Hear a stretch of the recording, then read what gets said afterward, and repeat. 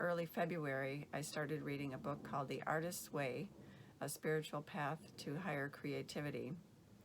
And in it, the author talks about one technique called morning pages, as in pages that you write in the morning. It's a really simple method, kind of a stream of consciousness way of writing, brain drain, just kind of get everything out on paper, whether it's crazy or good or bad or just dreams that you had, things that have been swirling around in your head at night. It's something important to kind of schedule first thing in the morning, so you kind of roll out of bed and you don't have to be in the mood for this. It's not like writing a journal, or definitely not like writing an article or a book. Just roll out of bed and start writing things down as they come into your head. So all you need is a notebook and a pen or a pencil. Grab your favorite coffee or tea and just get started writing. And you may never read it again. It could be something that you just get down on paper, get it off your chest, and just leave it. But I don't know, during this crazy time that we're having, it might be one of those things where you might want to pick it up and read it again. You never know. There is a connection, I think, between the brain and the hand. So I think it's important to do it in handwriting instead of putting it down, just on the typing it out on the keyboard on your computer. So if you can handwrite it, I think that's better. You may end up looking back at this years from now and just seeing, wow, I got through this time. I'm stronger than I thought I was. So here is an example from the second week in March from my little book.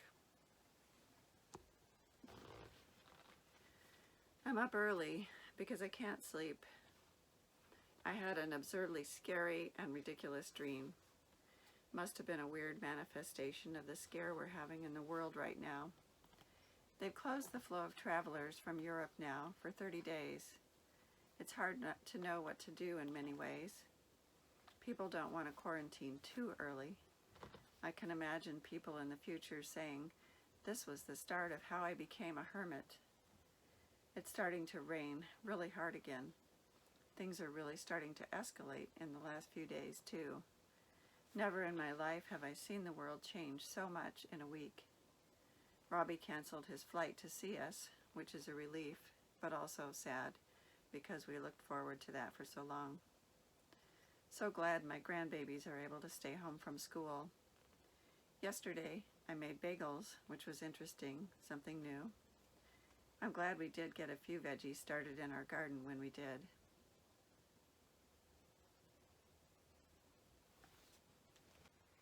See what I mean? Just get it down on the paper, whether it's weird or whatever. The author says that people ask her all the time what the morning pages are for, and she says the reason that they're there is to get you to the other side of our moods, our fears, and any negativity that we might have.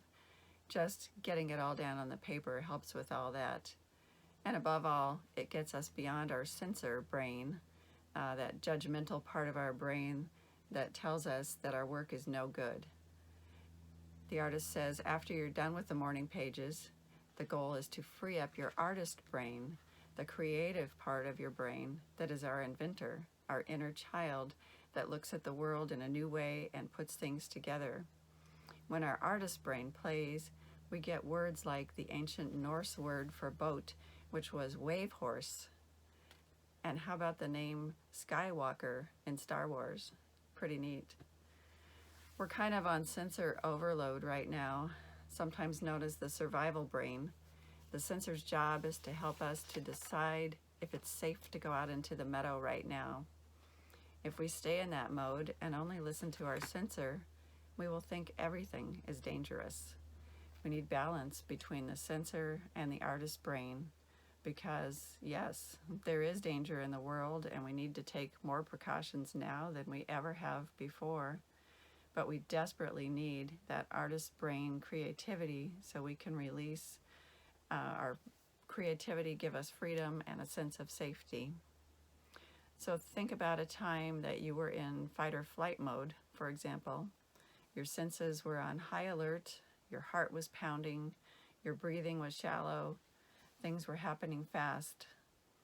And let the morning pages be a way of de-escalating that, of slowing down your breathing and your heartbeat and of your contact with God, the source of all creativity. I think of my morning pages as a kind of a meditation. A breathing exercise you can do when you're done writing them is to breathe for the count of 4.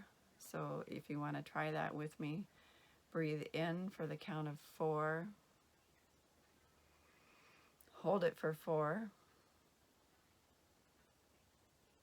Breathe out for the count of 4. And hold again for the count of 4. And repeat that just for about a minute or so. And it actually signals to your body that everything is okay. I'd like to finish my writing time with a silent prayer, and I encourage you to try this tomorrow when you wake up. I want to finish this with a poem called June Poem by Evelyn Brookins. A butterfly sat with trembling wings, fresh from metamorphosed things. I'm afraid to fly, he said. I was so cozy in my bed. But fly you must, the sunshine said, for this is why your old self died. You crept along, slow, inch by inch. Now you can soar, so do not flinch. Let each limit thought be healed. Let God's own image be revealed. Let us reach forth and grasp the true above the seen from worm's eye view. Let none remain in mortal shells, but soar beyond where spirit dwells. False past must go, old ways dispersed, so wings may sprout with life reclothed. May your week be filled with joy in the moment, with peace so deep you can't understand how it enveloped you, and with creative inspiration that will make a difference in our hurting but very beautiful world.